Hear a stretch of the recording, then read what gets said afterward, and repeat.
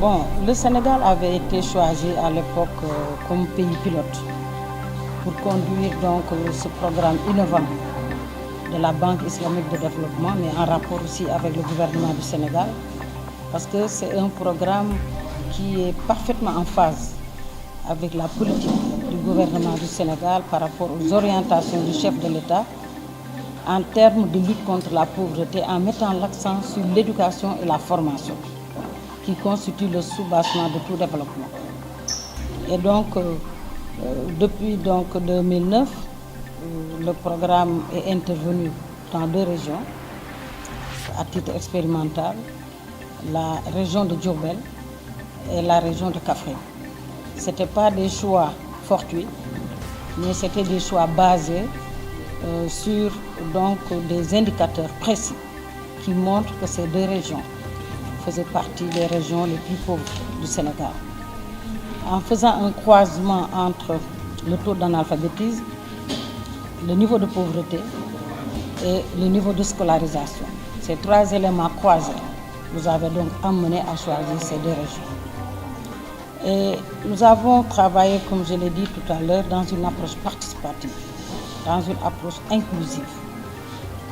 Et donc on est parti de l'apport, de la contribution de tous les acteurs qui avaient des compétences par rapport aux objectifs visés par le projet pour arriver au résultat que vous me demandez de vous présenter. Je ne ferai pas de bilan parce que ça ne sera pas possible pour le temps qui m'est imparti, mais juste dire, comme l'a dit M. le gouverneur, le premier pan, le premier maillon du programme, ce sont les enfants, parce que les enfants constituent l'avenir de demain.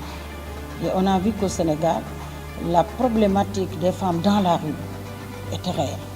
Et il fallait donc que le programme contribue à prendre en charge ces enfants. Comment? À travers des écoles communautaires de base qui avaient été construites, qui prenaient ces enfants de 9 à 15 ans, qui n'avaient jamais été à l'école, ou des enfants précocement déscolarisés, ou des enfants venant des daras qui avaient terminé l'apprentissage coranique mais qui n'avaient plus d'occupation. Donc, oui, donc on devait enrôler au niveau des écoles communautaires de base 8000 enfants, dont 65% de filles. Et à la fin du programme, nous avons enrôlé presque 5000 enfants, dont 61% de filles. Et aujourd'hui, nous avons un nombre important d'enfants, de filles comme de garçons, qui ont donc traversé la passerelle académique, parce que c'est ça qui a été recherché, une double vocation, une passerelle académique pour réinsérer les enfants qui étaient hors circuit officiel au niveau donc de l'enseignement secondaire, mais les enfants qui étaient âgés, qu'on ne voulait plus voir dans les rues parce que notre approche c'était déperdition zéro, ces enfants âgés qu'on puisse en tout cas les insérer sur le plan social et économique.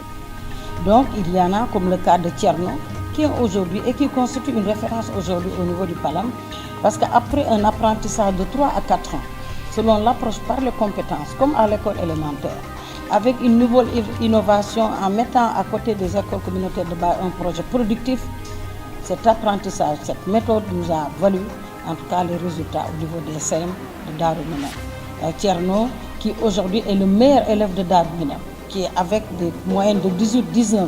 Au lieu d'être en 4e cette année, aujourd'hui il est en 3e. L'autre aspect également, c'est la prise en compte des jeunes, qui est une préoccupation aussi du gouvernement. La création d'emplois occupe une place importante dans le plan Sénégal émergent. Et au niveau des villages, ce que nous recherchons, c'est fixer les jeunes pour qu'ils n'aillent plus vers l'émigration, pour qu'ils n'aillent plus vers les grandes villes comme marchands ambulants, mais que ce soient des jeunes formés de façon qualifiante, des jeunes organisés et des jeunes qui sont capables de gérer des micro-entreprises. Et grâce à l'expertise des artisans locaux que nous avons transformés en maîtres d'apprentissage, pour permettre à ces jeunes-là, au lieu d'aller loin vers des centres de formation professionnelle éloignés, on crée des centres de formation au niveau local pour leur permettre d'avoir des qualifications. Ces jeunes-là aussi, dans le cadre du Palam 1, c'était 3000 à encadrer. On en a encadré près de 2000 qui sont formés et qui sont organisés.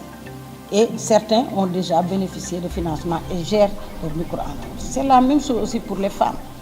Les femmes, on ne leur crée pas d'activité. J'ai dit tout à l'heure que nous venons les trouver dans leurs activités. Et notre rôle, c'est de renforcer les compétences et de leur permettre d'être plus professionnelles.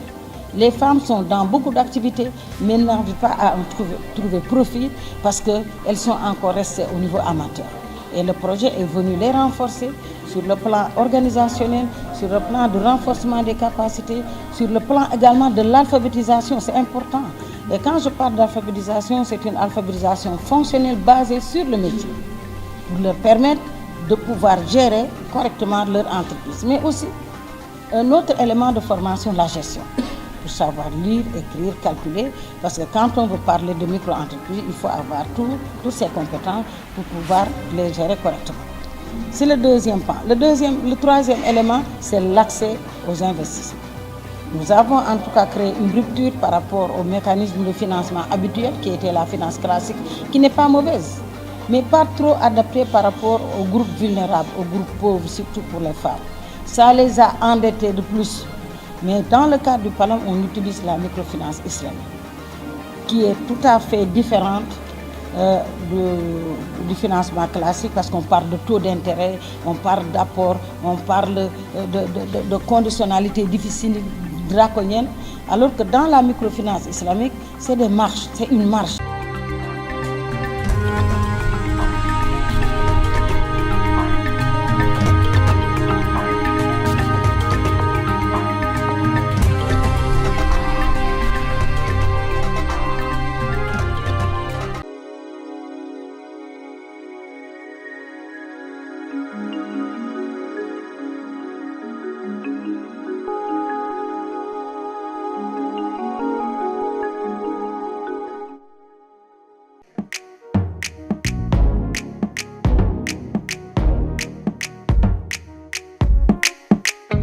Sen TV partout dans le monde.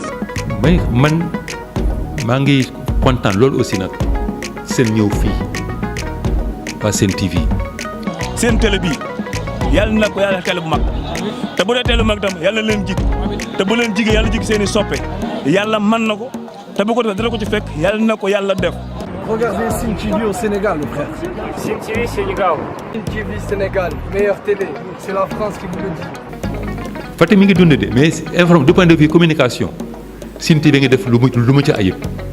ne serait-ce que pour ça rek war na tax ba ñu jàppale leen bu baax ndax ñu mën a créer pourquoi pas une télévision régionale te defe naa loolu sax mooy seen mébét ñu dem ba am fi une télévision privée régionale boo xamante ne yeneen télé yu fi nekk ci dëkk bi duñ leen yóbbul dara. encore Sen TV nooy muy too saano ay waayo ñi nga xamante ne yéenay génn xibaar yi ba ñëpp di si teg seen bëtam yal na leen yàlla defal na may leen ndam may leen ay matuwaay yoo xamante ne fi ñuy dégg ñëpp dinañ leen fa dégg. Sen TV partout dans le monde. yéen tamit ñoo ngi leen di jaajëfal bu baax di leen ñaanal seen liggéey bi ci kaw si kanam rek.